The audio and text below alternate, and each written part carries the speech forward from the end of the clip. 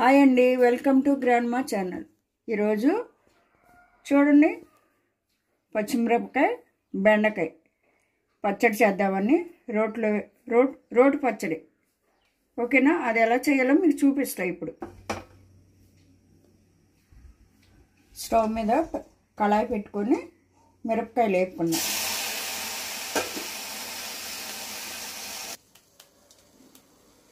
ఒక spoon oil వేసుకున్నాను. ఈ మిరపకాయలు ఎక్కువే తీసుకున్నాను, ఎందుకంటే ఘాటు ఉండట్లేదు కదా, దానికోసమని కొంచెం ఎక్కువ తీసుకున్నా. ఇవి వచ్చి 1/2 కేజీ పైనే ఉన్నాయి బెండకాయలు. కారం తక్కువగా ఉంటుందని మిరపకాయలు ఎక్కువ తీసుకున్నా. మీరు తగ్గట్టు మీరు తీసుకోవచ్చు.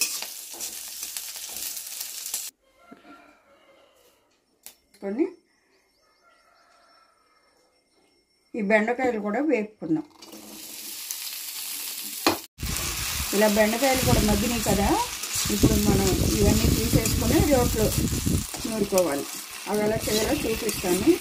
ఏం లేదండి, చాలా బాగుంటుంది.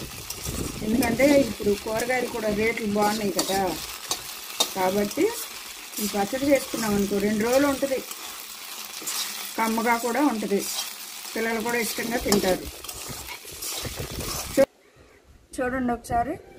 ఇవో దాంట్లో కావలసిన పదార్థాలు: చింతపండు వేడి నీళ్ళలో నానబెట్టాను, ఉప్పు, జీలకర్ర, వెల్లుల్లి. ఈ చింతపండు వచ్చి చూడండి, ఇదిగో ఇంత సరిపోతుంది. ఇవి రోట్లో వేసుకొని ఇప్పుడు మెదుపుకోవటమే.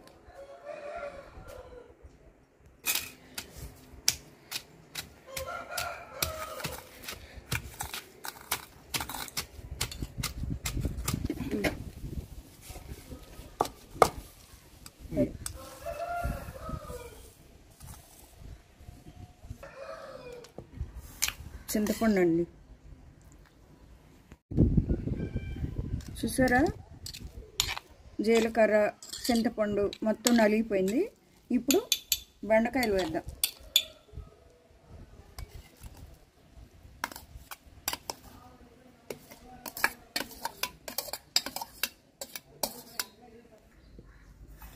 వెల్లుల్లిపాయలు విడిగా దంచుకోవాలి. వెల్లుల్లి కూడా నలిగింది కదా, ఇప్పుడు మనం దీంట్లో వేసేసుకుని ఈ మిశ్రమాన్ని మళ్ళీ ఒకసారి ఇలా కలగ పెట్టుకోవటమే. వెల్లుల్లిపాయలు, ఈ బెండకాయ మిశ్రమం మొత్తం ఇలా కలిసిపోయింది కదండి. దీన్ని తీసేసుకొని ఇప్పుడు మనం తాలింపు పెట్టుకోవాలి. చూడండి, బంకగా ఎంత బాగుందో, చాలా బాగుంటుంది. పిల్లలు కూడా బాగా ఇష్టంగా తింటారు, ఎందుకంటే నవలకోకుండా మింగేస్తారు. నాకు కామెంట్ రూపంలో చెప్పండి ఎంత బాగుందనేది. సాల్ట్, చింతపండు అవన్నీ సరిపోయినాయి, చూసారా? ఇవ్వ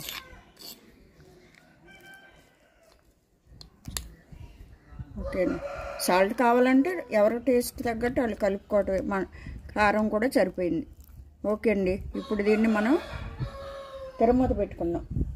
ఇప్పుడు తాలింపు కోసం ఇదిగోండి 2 ఎండుమిరపకాయలు, ఇదిగోండి ఆవాలు, శనగపప్పు, జీలకర్ర వేసేస్తున్నాం.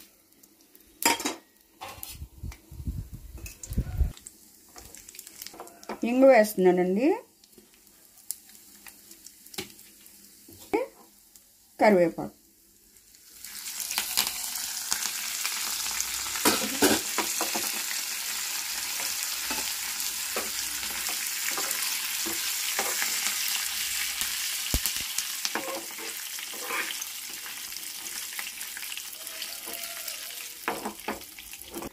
ఇదిగోండి ఇలా మనం దీంట్లో వేసేసాం.